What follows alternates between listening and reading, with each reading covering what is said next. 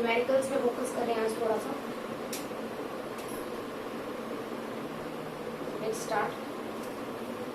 जैसे मैंने बोल दिया एक न्यूमेरिकल आपको दिया Zn से, Zn2 पॉजिटिव प्लस 2 इलेक्ट्रॉन्स और Zn2 पॉजिटिव प्लस 4 NH3 से मिला Zn NH3 की 4 2 पॉजिटिव। E1 नोड दे रखा है 0.76 वोल्ट और इस रिएक्शन के लिए K की वैल्यू दे रखी है 10 की power 9 at 27 degree Celsius. Calculate E of the cell।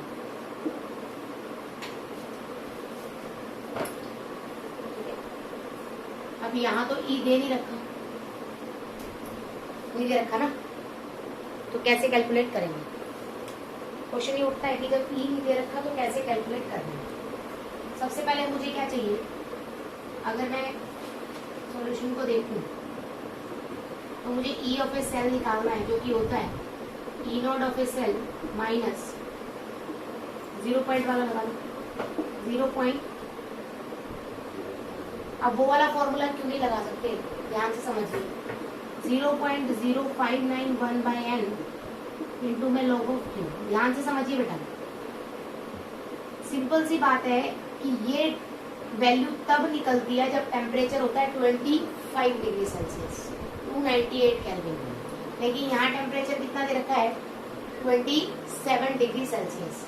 तो 27 डिग्री सेल्सियस तो हमें वैल्यू पुट करनी पड़ेगी। हम लिखेंगे 2.303 into RT log of Q by में n। ठीक है भाई। अब E ऑफ सेल निकालने के लिए मुझे क्या चाहिए, E of cathode minus E of anode. यही होता है। ऑक्सीडेशन यहाँ पर भी क्या हो रहा है, ऑक्सीडेशन ही हो रहा है। तो इस केस में एनोड कैथोड वाला फॉर्मूला तो आप लगा नहीं सकते, ये चीज तो पॉसिबल है ही नहीं। क्यों? क्योंकि यहाँ पर एनोड और एनोड की रिएक्शन हो रही है, दोनों एनोड और कैथोड की रिएक्शन नहीं हो रही। अगर एनोड और कैथोड की रिएक्शन नहीं हो रही है तो ये वाला फॉर्मूला तो आप यूज ही नहीं कर सकते।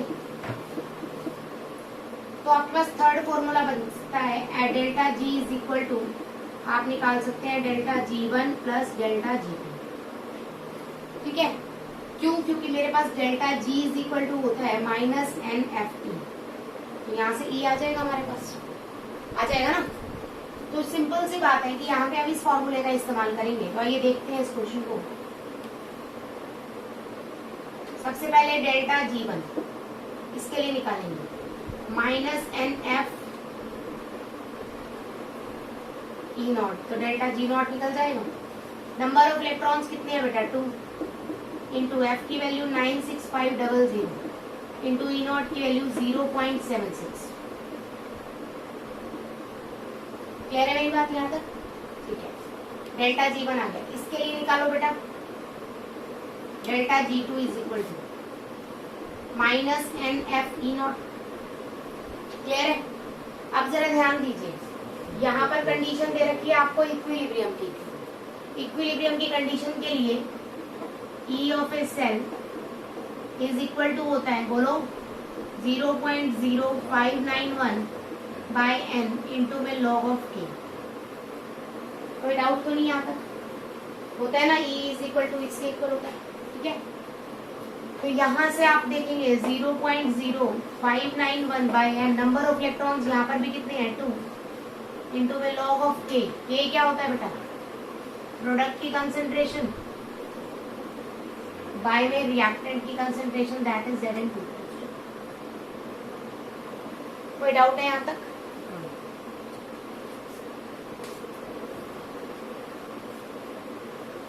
अब इक्विलिब्रियम कंडीशन पे आपको K की वैल्यू दे रखी है बेटा 10 की पावर 9। अब मेरा कहने का मतलब यहाँ पर भी वही सेम है, क्योंकि टेम्परेचर की वैल्यू 298 ना देके क्या दे रखी है 27 डिग्री सेल्सियस, मतलब 300 केल्विन। तो यहाँ पर भी आप वही फॉर्मूला लगाएंगे। कौन सा? 2 पॉइंट माइनस का 2.303 इंटू में RT log of K by में N। R की वैल्यू दे रखी है बेटा 8.314, टेम्परेचर दे रखा है 27 का मतलब 300 केल्विन, ठीक है। K की वैल्यू दे रखी है 10 की पावर 9, N की वैल्यू नंबर ऑफ 2, F की वैल्यू 96500। यहाँ से ई नोड आ जाएगा आपके पास, वो ई नोड सेकेंड वैल्यू के लिए आया है, तो आप लिख सकते हैं माइनस एन एफ इंटू, देखो मैं कितना आसान कर रही हूँ, 2.303 into RT log of K upon में एन, NF से NF कैंसिल, ठीक है। तो कितना आ जाएगा minus 2.303 into RT into log of K। Value put करो, R की कितनी आएगी बेटा 8.314, टेम्परेचर आएगा 300 केल्विन, 10 की पावर 9। जब आप सारी वैल्यूज पुट करोगे तो आपके पास डेल्टा G2 भी आ जाएगा। अब आपको पता है कि G तो ऐड कर सकते हैं, क्योंकि ओवरऑल रिएक्शन कंप्लीट क्या होगी, यही तो होगी, इससे कैंसिल Zn प्लस 4NH3 है ना। तो आपको पता है E आप ऐसे जोड़ नहीं सकते, लेकिन G जोड़ सकते हो। Delta G03 is equal to delta G1 plus delta G2। Delta G1 की वैल्यू आप यहाँ से निकालेंगे बेटा, ये रही। डेल्टा G2 की वैल्यू आप यहाँ से निकाल के डालेंगे, दोनों वैल्यूज डाल दीजिएगा, आपके पास डेल्टा G0 आ गया x, ठीक है। मुझे निकालना क्या है, E0 थर्ड निकालना है, इस रिएक्शन का जो ओवरऑल रिएक्शन होगी उसका थर्ड निकालना है, दैट इज E। तो वो किसके इक्वल होएगा, तो आप पुट कर दो यहाँ पर, minus NF E0 third is equal to x, number of electron 2 है बेटा, वही से 96500, तो E0 third is equal to x by में 2 इंटू 96500। तो इस तरह से आप निकालोगे अगर आपको G का इस्तेमाल करना होगा। तो मैंने प्रॉपर्टीज जो कराई थी वो इसीलिए कराई थी कि आपको ये पता चले कि आप E को डायरेक्ट नहीं जोड़ सकते, आपको G निकालना पड़ेगा, उससे E निकालना पड़ेगा। बात समझ आई? तो बच्चे क्वेश्चन ये पूछते हैं, हाँ माइनस तो लगा ही दोगे, साइंस तो आप देख लेंगे, ठीक है। क्वेश्चन सबसे बड़ा ये आता है कि हम सेल के अंदर क्यों जोड़ लेते हैं। फिर सेल में मैंने ई सेल आपको लिखवाया था, ई of reduction potential plus E of oxidation potential, आपको याद होगा। तो हम उसमें डायरेक्ट क्यों जोड़ लेते हैं, क्योंकि नंबर ऑफ इलेक्ट्रॉन दोनों केस में इक्वल होते हैं, सेम होते हैं। बात समझ आई? नंबर ऑफ इलेक्ट्रॉन यहाँ पर भी सेम है, जस्ट एक कोइंसिडेंस है।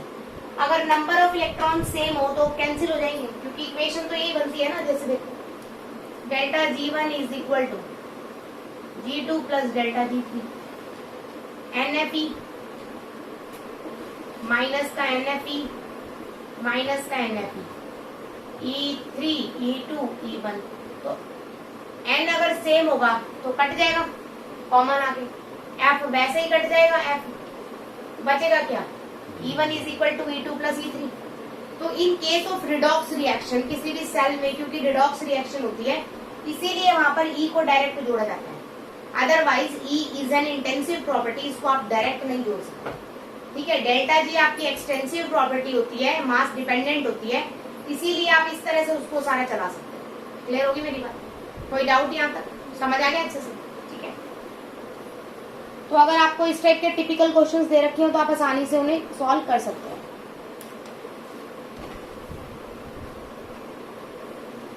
कंसंट्रेशन सेल्स में आपको अच्छे से कल करा चुकी हूँ। स्टार्ट करते हैं रेफरेंस इलेक्ट्रॉन।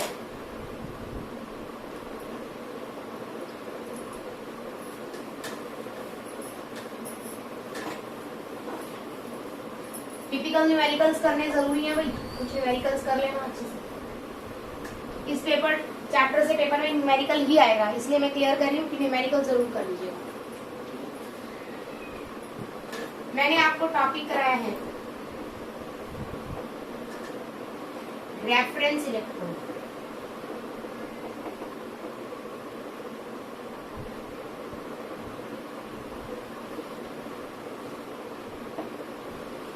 रेफरेंस इलेक्ट्रोड क्या होता है, ध्यान से समझिएगा प्लीज। रेफरेंस का मतलब क्या होता है? जब हम एक चीज को निकालने के लिए दूसरी चीज को कंपेयर करते हैं तो हम उसे बोलते हैं रेफरेंस इलेक्ट्रोड। मतलब जैसे कि इस बच्चे के मार्क्स उससे 20% ज्यादा है, तो हमने रेफरेंस कर दिया ना, दूसरे को रेफर कर दिया एक तरह से। जब हम दूसरे का पोटेंशियल निकालने के लिए किसी और को यूज करेंगे तो उसको बोलेंगे रेफरेंस इलेक्ट्रोड। ठीक है, those electrode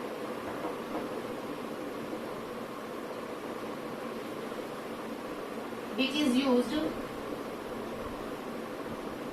to measure potential of other electrodes.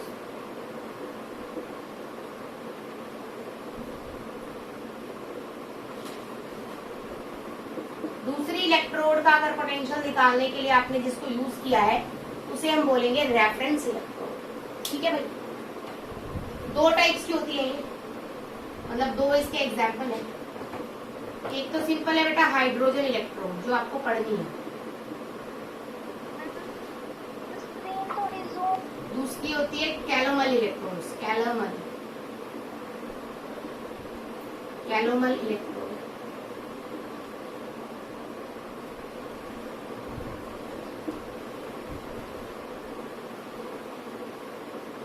कर दिया।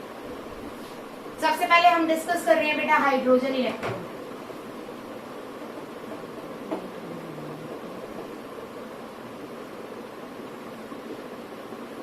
तो कोई भी इलेक्ट्रोड क्या होती है, या तो ऑक्सीडेशन करेगी या रिडक्शन करेगी। ऑक्सीडेशन के लिए आप यूज करोगे एज एनोड और रिडक्शन के लिए आप यूज करोगे एज कैथोड। तो मैं सिंपली सबसे पहले बता रही हूं हाइड्रोजन इलेक्ट्रोड एज एनोड। ध्यान से समझिए बेटा, मैंने क्या ले रखा है, यहाँ पर एक बीकर ले रखा है, उसके अंदर मैंने H पॉजिटिव ले लिया, एक्वस। आपको पता है एक्वस लेना होता है किसी भी चीज का लो।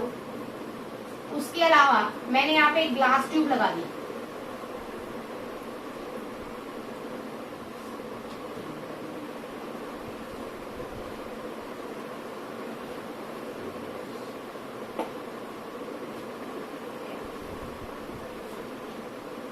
बाहर से वायर लगा दी,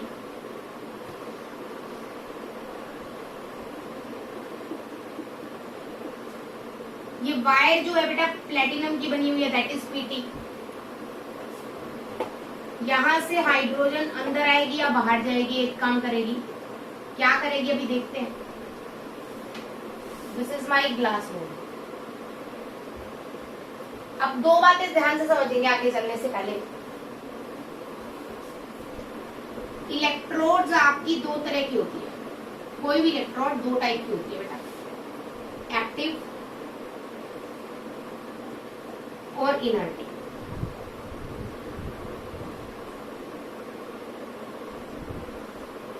एक्टिव इलेक्ट्रोड वो होती है बेटा जो किसी भी सेल रिएक्शन में पार्टिसिपेट करती है। जैसे डैनियल सेल आपने पढ़ा, जिंक वाला, कॉपर वाला, या एजी का पढ़ लो। तो मतलब आप जो भी सेल लेते हो जिसमें जो इलेक्ट्रोपॉजिटिव एलिमेंट लेते हो वो क्या करता है, अपना ऑक्सीडेशन या रिडक्शन करेगा। तो अगर सेल आपका खुद का ऑक्सीडेशन और रिडक्शन कर रही है, खुद यूज हो रही है, तो उसको बोलेंगे एक्टिव इलेक्ट्रोड विच पार्टिसिपेट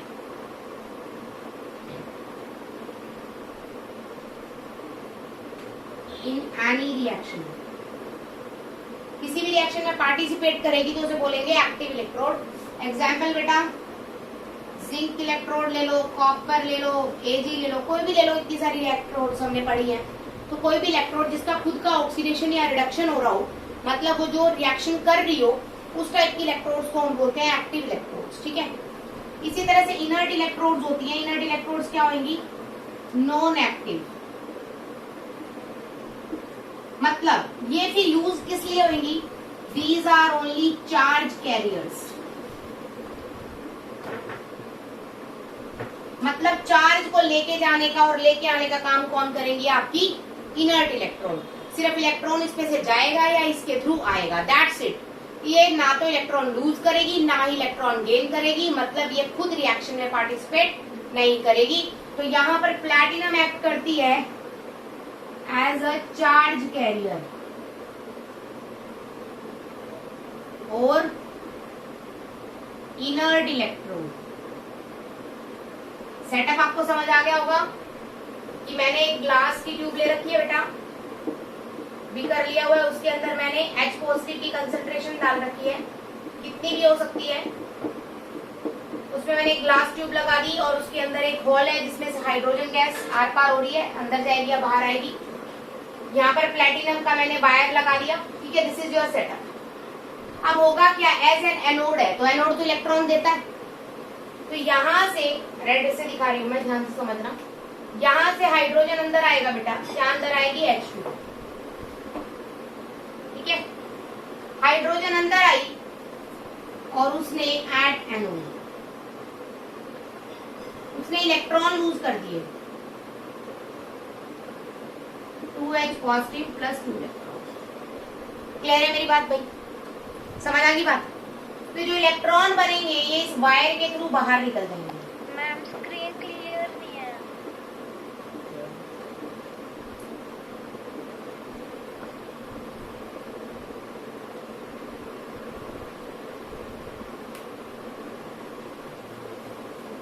तो जो हाइड्रोजन यहाँ से अंदर आई बेटा, अंदर आके वो डिसोशिएट हो गई आयंस में और इलेक्ट्रॉन लूज कर दिए, वो इलेक्ट्रॉन यहाँ से क्या हो गए, बाहर निकल गए। यही तो होता था एनोड में, अपने इलेक्ट्रॉन छोड़ के इलेक्ट्रॉन्स बाहर छोड़ देता था, ठीक है। तो यहाँ पर क्योंकि ऑक्सीडेशन हुआ है तो यहाँ पर आप लिखेंगे ऑक्सीडेशन पोटेंशियल बेटा, या फिर आप लिख सकते हो पोटेंशियल एट एनोड। यहाँ पर पोटेंशियल होता है 0.0 वोल्ट। क्वेश्चन ये उठता है क्यों, हाइड्रोजन के अंदर नंबर ऑफ इलेक्ट्रॉन्स आपको पता है बहुत कम है, इसी वजह से इसका जो आउटपुट होता है वो 0.0009 वोल्ट होता है बेटा, विच इज वेरी लेस। ये आउटपुट बहुत ही कम है, इसीलिए हम इसे क्या कर सकते हैं, निग्लेक्ट कर देते हैं और कितना लेते हैं, सीधा 0.0। क्लियर होगी मेरी बात। दूसरी चीज समझो, इसकी रिप्रेजेंटेशन।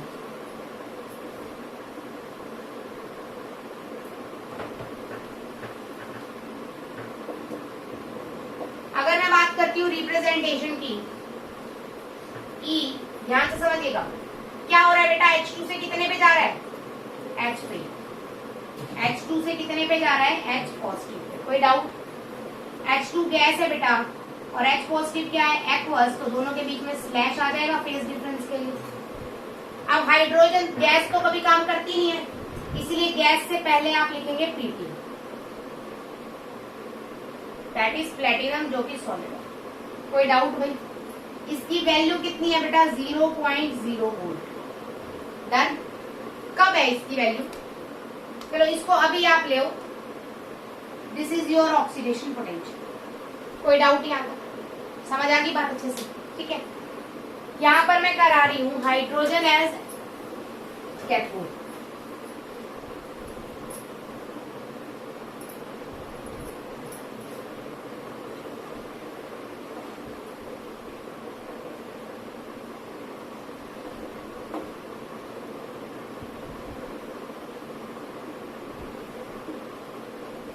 कैथोड की तरह अगर मैं बात करूं तो this is my beaker, same solution है बेटा, that is H positive aqueous.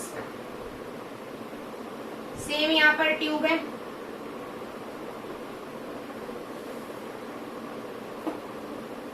H2 gas है बेटा,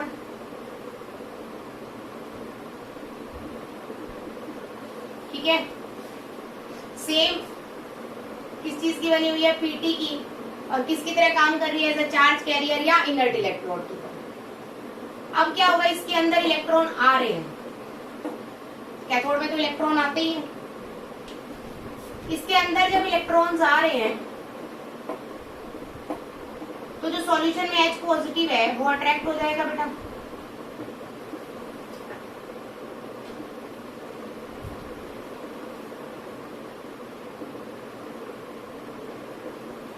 क्लियर है मेरी बात। सॉल्यूशन का H पॉजिटिव क्या करेगा, रॉड की तरफ अट्रैक्ट हो जाएगा, तो क्या कर लेगा, अपना रिडक्शन करेगा। रिडक्शन क्या होती है, कैथोड पे at cathode H positive plus electron क्या देगा, हाफ ऑफ H2। ठीक है। अब इसके पोटेंशियल को मैं लिखूंगी ई ऑफ आर पी, या फिर मैं क्या लिखूंगी ई ऑफ कैथोड। ये भी माना गया है 0.0 वोल्ट, रीजन सेम है भाई। यहां तक क्लियर हो गया मेरी बात। अब रिप्रेजेंटेशन की बात, ये इंपॉर्टेंट है भाई, ध्यान से समझ लेना। ई क्या हो रहा है, H पॉजिटिव से किसमें जा रहा है, H2 में, H पॉजिटिव स्लैश H2, ये एक्वस, ये गैस। यहां तक समझ आ गई बात। अब गैस कभी भी रिएक्ट नहीं करती, तो आप यहाँ पर क्या लिखोगे, P। दैट इज कि गैस अकेले रिएक्ट नहीं कर सकती, उसको एक बेस चाहिए, और बेस देने का काम कौन कर रहा है, चार्ज कैरियर प्लेटिनम। ठीक है, इसको मैंने बोला बेटा क्या है, ये रिडक्शन पोटेंशियल। यहां तक कोई डाउट बेटा जी? तो आपने हाइड्रोजन इलेक्ट्रोड को दो तरह से देखा, एज एन कैथोड और एज एन एनोड। आपकी फंक्शनिंग लगभग सेम है, सब कुछ सेम है, सिर्फ थोड़ा सा फर्क है जो आपने यहाँ पर ऑब्जर्व किया। यहां तक क्लियर? अब अगर मैं बोल दूं कि स्टैंडर्ड कंडीशन चल रही है, ध्यान से देखिएगा, at standard condition pressure is equal to कितना होगा, 1 बार या 1 atm, temperature 27 degree Celsius, concentration 1 molar. Clear है मेरी बात? अगर आपने इस सेल को स्टैंडर्ड कंडीशन पे रख दिया तो ई क्या हो जाएगा, ई नॉट और एस आर टी। क्लियर? और इसकी वैल्यू होती है बेटा 0.0 वोल्ट। समझ आ गई बात? इसी तरह से इसको भी लिखेंगे 0, और ये क्या बन जाएगा बेटा, SOP। क्लियर है मेरी बात? तो this is all about your standard hydrogen electrode potential. तो इससे जो इलेक्ट्रोड पोटेंशियल डेवलप होगा, चाहे वो ऑक्सीडेशन पोटेंशियल हो चाहे वो रिडक्शन पोटेंशियल हो, दोनों ही डेवलप हो सकते हैं, उसको हम बोलेंगे standard hydrogen electrode potential. Clear? तो स्टैंडर्ड हाइड्रोजन इलेक्ट्रोड कब कहलाएगी, स्टैंडर्ड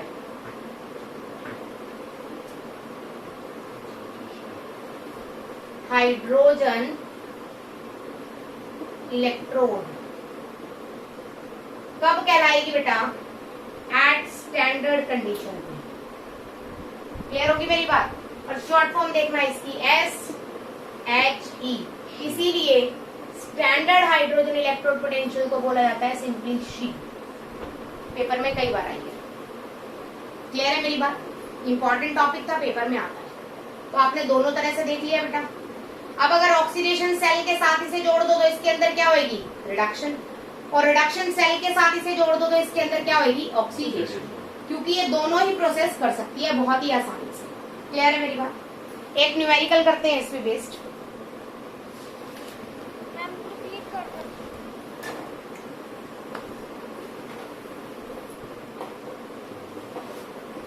इसमें कुछ क्वेश्चंस देखते हैं किस तरह से आएगा। हाइड्रोजन एज एनोड, एनोड में क्या होता है भाई, ऑक्सीडेशन।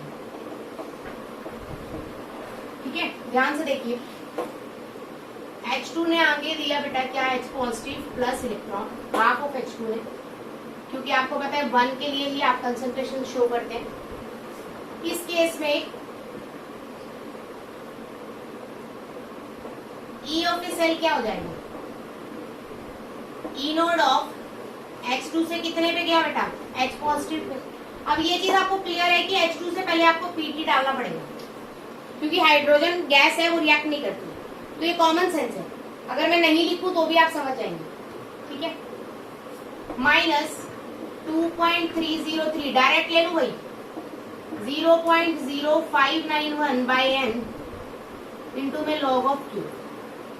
सबसे पहले एन की वैल्यू यहाँ कितनी है, 1, एक इलेक्ट्रॉन एक्सचेंज हो रहा है। क्यू की वैल्यू इंपॉर्टेंट है। अच्छा, दूसरी देखो, ई नोड की वैल्यू कितनी मानी है हमने, 0.0 वोल्ट। तो क्यू देखो, Q is equal to product की concentration that is H positive by में H2 की 1/2। अब ये चीज ध्यान से देखनी है प्लीज। हाइड्रोजन क्या है, गैस है, और ये क्या है, एक्वस। तो गैस के केस में कंसंट्रेशन होती है क्या, क्या होता है, प्रेशर। तो आप इसको ऐसे नहीं लिखेंगे, आप इसे लिखेंगे H positive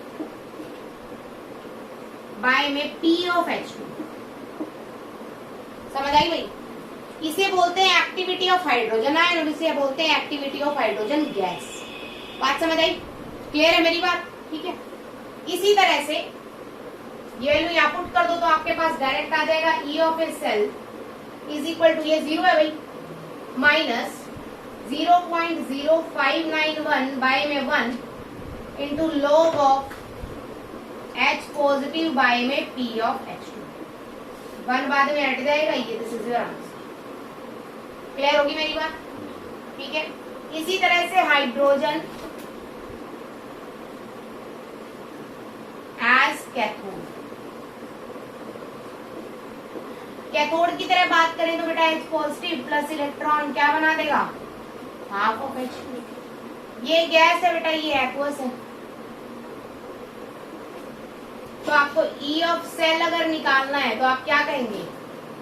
E naught minus 0.0591 by n into में log of Q। E naught की वैल्यू 1, सॉरी E नोड की वैल्यू 0.0 n की वैल्यू 1, Q की वैल्यू अब क्या आएगी? अब ऊपर क्या आ जाएगा? प्रेशर ऑफ H2 की हाफ बाय H पॉजिटिव की 1। क्लियर है मेरी बात? ये वैल्यू आप यहाँ पुट कर देना तो आंसर कितना आएगा? E of A cell is equal to minus 0.0591 into log of pressure of H2 की हाफ इंटू में H पॉजिटिव की 1। क्लियर है मेरी बात? This is all about your standard hydrogen electrode. Calomel electrode मैं आपको कल कराऊंगी, कोई डाउट तो नहीं है स्टैंडर्ड में? कैलोमल इलेक्ट्रोड वैसे आपके सिलेबस में नहीं है, बट फिर भी मैं कल करा दूंगी आपको अच्छे से करनी हो। उसके बाद सेल रिप्रेजेंटेशन और देख लीजिए, एज एन एनोड और एज एन कैथोड।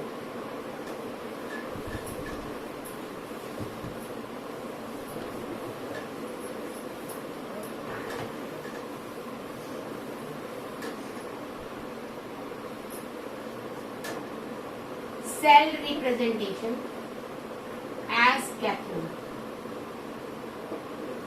इसका मतलब मैंने बेटा इधर एक जिंक की वो ले ली सिस्टम,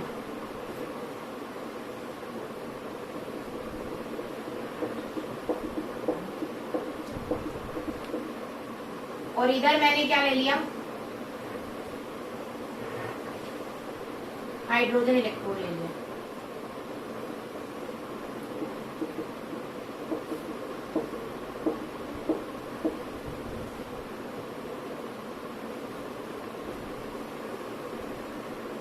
दोनों को कनेक्ट कर दिया भाई, और साथ में क्या लगा दिए?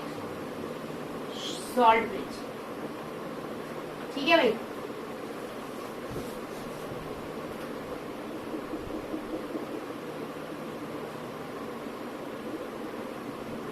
तो अगर मैंने यहाँ पर लिया है जिंक, तो यहाँ क्या होगा? Zn पॉजिटिव 2, यहाँ पर है बेटा 1 molar H positive. Standard condition पे यूज करेंगे सिर्फ हमेशा, बिना स्टैंडर्ड आप यूज नहीं कर सकते। ठीक है? दिस इज योर क्या? Glass tube, H2 gas. Pressure कितना होगा H2 का? 1 बार या 1 atm। ठीक है? This is what your salt bridge. Clear होगी मेरी बात? तो जिंक के साथ रिप्रेजेंट किया है, तो जिंक किसकी तरह काम कर रहा है? एज एन एनोड, और हाइड्रोजन एज एन कैथोड। ध्यान से देखिए, इसके लिए बात करते हैं बेटा। E Zn से कितने में बदला है? E को छोड़ो, पहले सेल रिप्रेजेंटेशन देखो। Zn से कितने में बदला है? या Zn से Zn2 पॉजिटिव। एनोड पे ऑक्सीडेशन होएगा ना, अगर ऑक्सीडेशन होएगा तो Zn से जाएगा कितने पे? Zn2 पॉजिटिव में। तो आप डाल दीजिए, बोलिए Zn से कितने पे चला गया? Zn2 positive pay. ये सॉलिड है और ये क्या है? Salt bridge. कैथोड में क्या होएगा? रिडक्शन। रिडक्शन का मतलब H पॉजिटिव इलेक्ट्रॉन लेके क्या बनाएगा? Half of H2। तो हुआ क्या? H पॉजिटिव से कितने पे गया? हाफ नहीं गिना जाता, H एक्वस है, ये क्या है? गैस। अब गैस आसानी से रिएक्ट नहीं करती है खुद अकेले, तो आपने साथ में क्या डाल दिया? प्लेटिंग। समझ आ गई बात? यही सेटअप में अगर इसको एनोड मान लेती और कॉपर के साथ कनेक्ट कर देती तो कॉपर किसकी तरह काम करता, कैथोड की तरह। तो ये सिस्टम इधर आ जाता और ये इधर पर चला जाता कॉपर के केस। समझ आ गई बात। तो सेल रिप्रेजेंटेशन में अगर ऐसा दे रखा हो तो आप क्या कहेंगे, अगर मैं बोलूं ऐसा दे रखा है मुझे, ये मुझे गिवन है, सेल रिएक्शन बताओ, तो Zn से आप किस में बदलोगे, Zn 2 पॉजिटिव में, 2 पॉजिटिव है तो 2 इलेक्ट्रॉन निकल आएंगे, और हाइड्रोजन प्लस से आप कितने में बदलोगे, H2। बात समझ आई। हाइड्रोजन प्लस 1 इलेक्ट्रॉन लेगा, अब यहाँ दिख रहा है 2, यहाँ 1, तो इस रिएक्शन को मैं मल्टीप्लाई बाय 2 कर दूं, इलेक्ट्रॉन से इलेक्ट्रॉन मेरे कैंसिल हो जाएंगे, क्या आ जाएगा, Zn प्लस H पॉजिटिव, कितने 2 गिव्स Zn प्लस H2। तो कहीं पर भी आपको प्लेटिनम का इस्तेमाल नजर नहीं आएगा। तो ऐसी रिएक्शंस, ऐसी इलेक्ट्रोड जिसमें प्लेटिनम का इस्तेमाल वैसे तो दिख रहा है, सिर्फ चार्ज लेके जाने के लिए और मंगाने के लिए हो रहा है, यूज नहीं हो रही, ऐसी इलेक्ट्रोड्स को हम क्या बोलते हैं, इनर्ट इलेक्ट्रोड, जो किसी काम की नहीं है, सिर्फ चार्ज लेके जाना और लेके आना करेंगी, मतलब रिएक्शन में इन्वॉल्व नहीं है। कोई डाउट है, समझ आ गया अच्छे से, ठीक है। अब इसके क्वेश्चंस आपको करने हैं, इलेक्ट्रोकेमिस्ट्री में बहुत सारे क्वेश्चंस हैं आपके न्यूमेरिकल में, आपको सारे के सारे क्वेश्चंस करने हैं, एनसीईआरटी के बहुत सारे क्वेश्चंस हैं, आप वो क्वेश्चंस कंप्लीट कीजिए, ठीक है। कल मैं आगे कराऊंगा।